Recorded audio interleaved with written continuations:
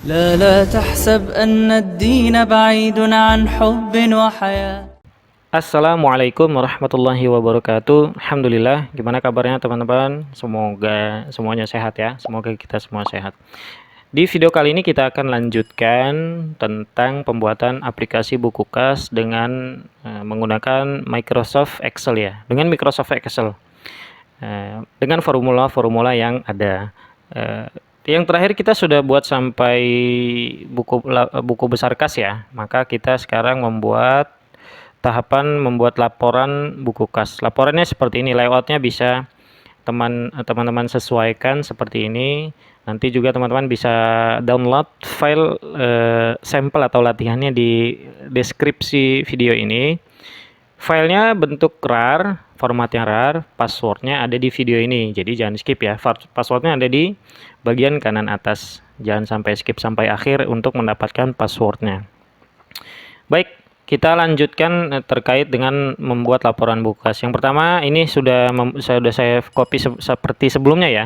Kita copy header paling atas, kemudian kita buat header yang di sini laporan buku kas. Alamatnya juga sama seperti yang di buku kas ini, rumusnya sama, nggak ada yang beda yang ini ya. Sama. Nah, ini tampil ya. Kemudian kita buat header dengan 2 baris. Headernya 2 baris nih. Ada kode akun, nama akun, ini kolom ya yang dimaksudkan, yang saya maksud baris itu ini baris 7 dan 8. Ada pos, ada saldo awal, kemudian ada ini nih, periode tahun 2023. Kemudian ada bulan dari Januari sampai Desember. Kemudian terakhir di sini ada filter, ini belum saya isi. Nanti terakhir ya kita isi bareng-bareng. Yang pertama, header yang di sini tadi silakan dibuat, kode akun, nama akun, pos, dan saldo awal. Kemudian yang untuk periode tahun 2023 ini rumus sama dengan periode tahun, kita isikan spasi sekali ya. Petik 2, itu dalam petik 2 yang tadi, periode tahun, kemudian dan artinya ditambahkan year. Year ini kita ambil tahun dari awal periode. Awal periode yang di setup itu ya, kita mengambil tahunnya saja, kemudian enter. Maka jadi dia periode tahun 2023. Nah, untuk Januari ini kita isi dengan logika juga sama. If jika awal periode tidak sama dengan kosong, yang sudah di akun setup itu tidak sama dengan kosong, awal periodenya artinya sudah diisi ya. Maka kita ambil awal periode tersebut, tanggal tersebut. Nah, jadi untuk awal periode itu per 1 Januari di tahun yang berjalan. Jadi bukan pertengahan tahun atau apa. Bisa sih sebenarnya untuk pertengahan tahun. Nanti mungkin tidak kurang maksimal terkait untuk laporannya. Jadi tetap nggak apa-apa 1 Januari.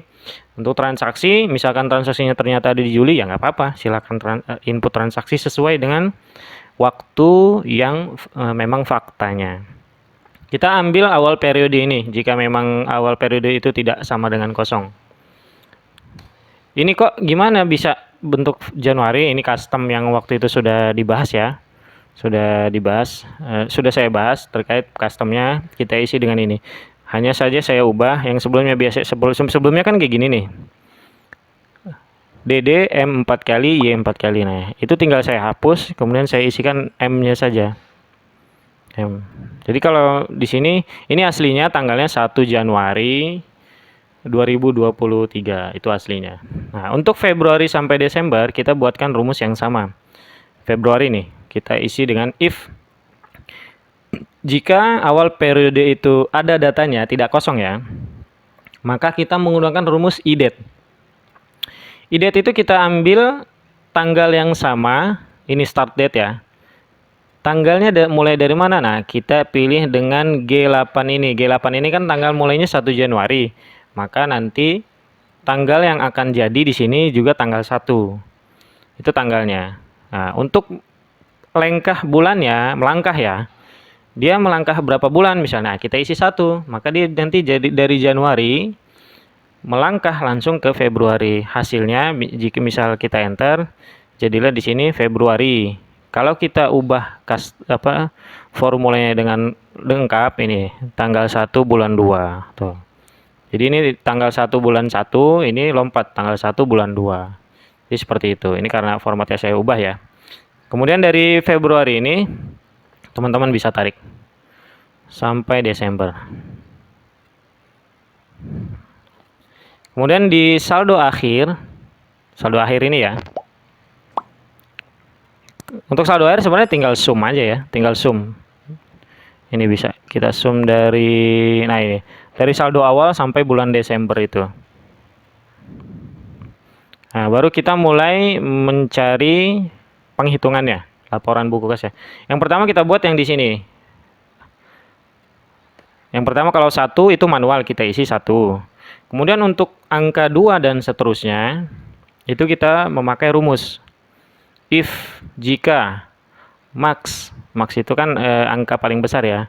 Jika angka yang paling besar dari sheet akun rek ini, pada sel A4.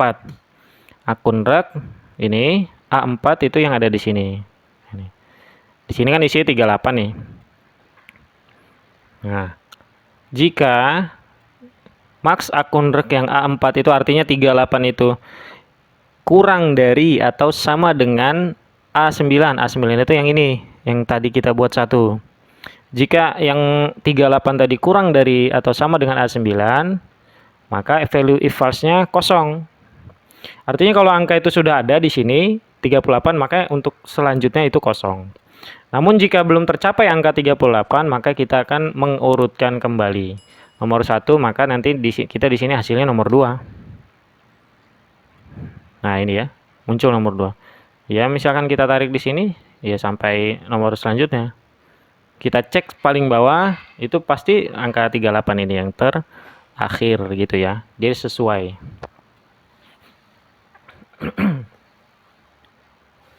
Jangan lupa untuk save ya, save akun, save filenya, jaga-jaga wanti-wanti ya. Kemudian selanjutnya kita akan membuat, wah ini apa namanya, savingnya agak error nih. Kita tunggu bentar ya. Nanti di skip. Bukan agak error, agak berat. Laptop saya qadarullah udah mulai berat ya. Kita skip untuk video yang nanti sampai ke sudah normal kembali ya. Kemudian dari rumus ini kita bisa copy, kemudian paste di sini. Kita ubah yang tadi, yang di sini kan akun kode nih, yang di sini ya. Indeksnya, array-nya. Nah ini saya blok array-nya, ini akun kode. Nah, kita copy, kita paste di nama akun ini. Array-nya kita tinggal ubah dengan akun nama. Ini. Kemudian di post juga kita paste, array-nya kita ubah dengan akun post. Nah, untuk saldo awal kita ubah, kita sedikit modifikasi. Setelah if error kita masukkan if C9 itu yang ini. Jika C9 itu tidak kosong, maka kita menjalankan rumus sum if. Sum if itu sama seperti tadi ya. Range-nya akun nama, artinya akun nama yang ada di akun rek di sini, sheet akun rek, itu harus dicocokkan, harus sama dengan kriterianya D9 itu yang ini, nama akun ini. Jadi nama akun kas utama ini yang cocok dengan nama akun di akun rek, maka dia akan menjumlahkan sum rank-nya akun SA. Akun SA itu yang saldo awal di akun rek ini, sheet akun rek ini. Itu namanya, name box-nya akun SA. Jadi akan otomatis dijumlahkan. Kita bisa enter. Kemudian di sini bisa kita double klik untuk mempercepat ya. Itu untuk saldo awalnya. Nah, untuk pengisian Januari ini memang agak panjang. Nah, ini saya blok, saya buka ya sampai bawah ya, saya tarik. Memang agak panjang, namun ya inilah fungsional dari Microsoft Excel. Jadi untuk kita ingin menampilkan data yang komplit, data yang efektif, data yang komprehensif, terkadang memang kita harus membuat formula yang panjang.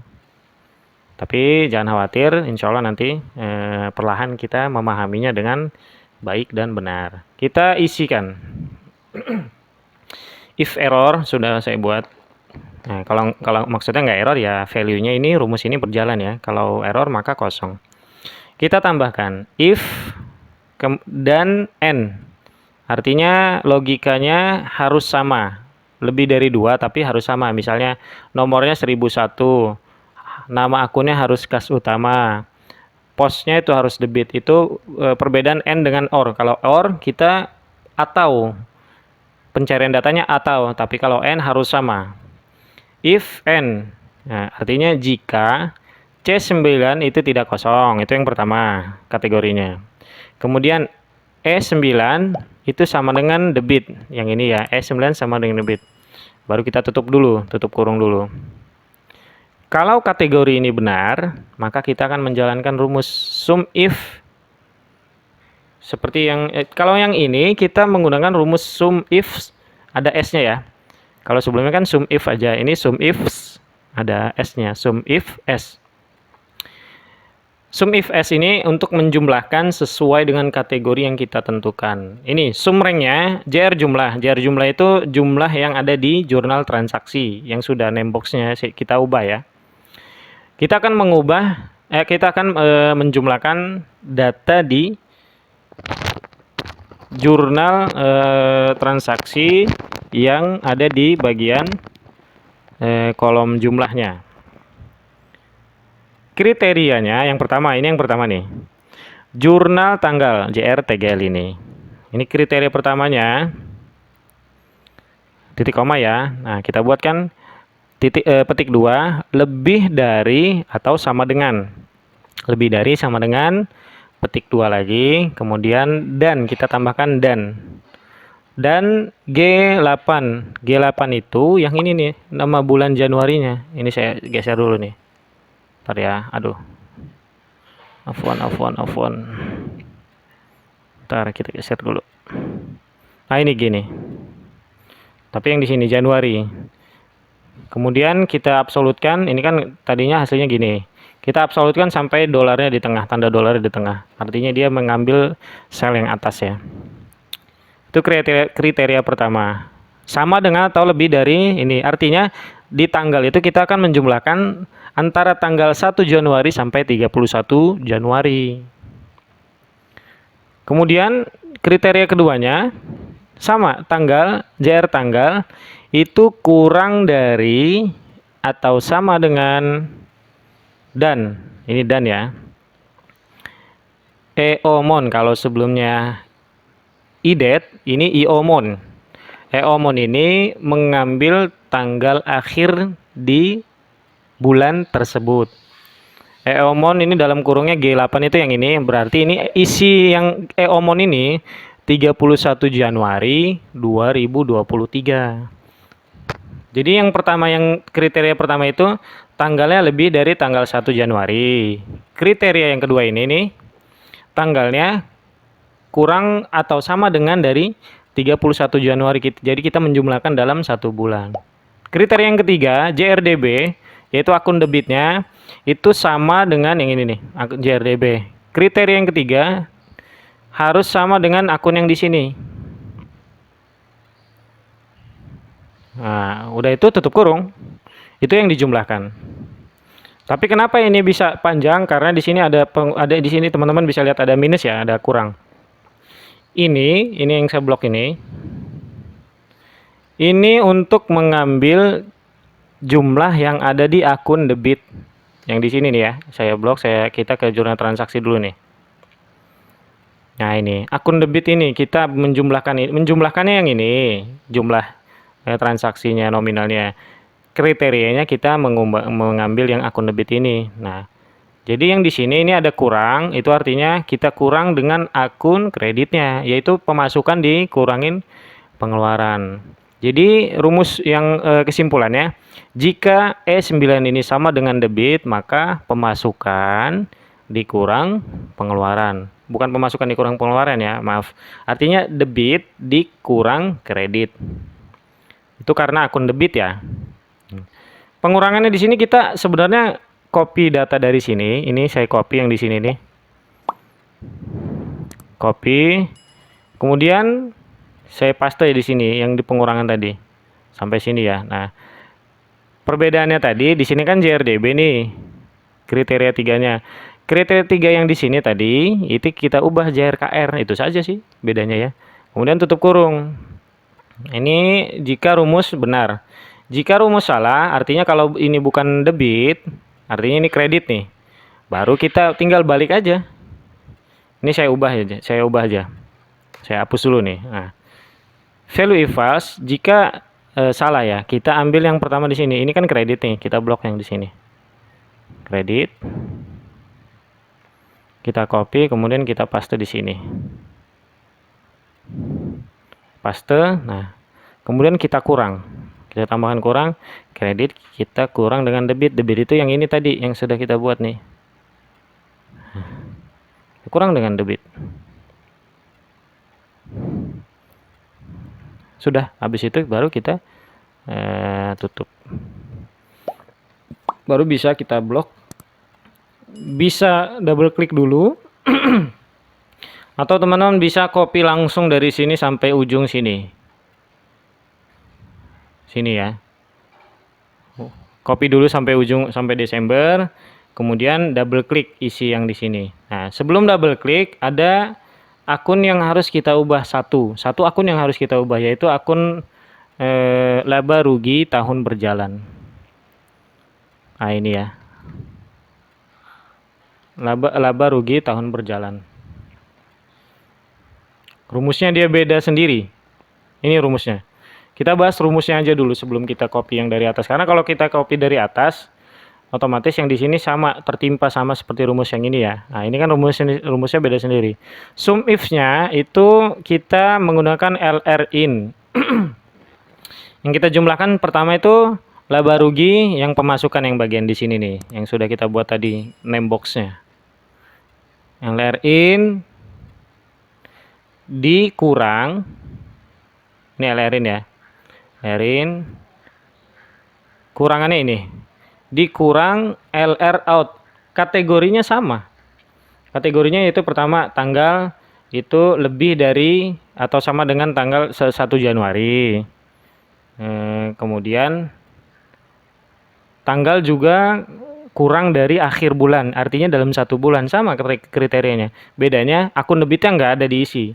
Nggak ada akun di sini. Kalau ini kan misalnya saya contoh, saya ubah sini nih. Saya klik di sini. Nah, ini kan ada kategori untuk akunnya nih. Kalau di jadi ada di nggak ada yang di sini nih. Kalau di laba rugi tinggal akun pemasukan dan pengeluarannya saja langsung kita tambahkan atau kita jumlahkan. Jadi ya cukup sampai di situ yang untuk laba rugi. Baru kalau untuk laba rugi kita copy tersendiri, dia sama semua ya, seperti ini.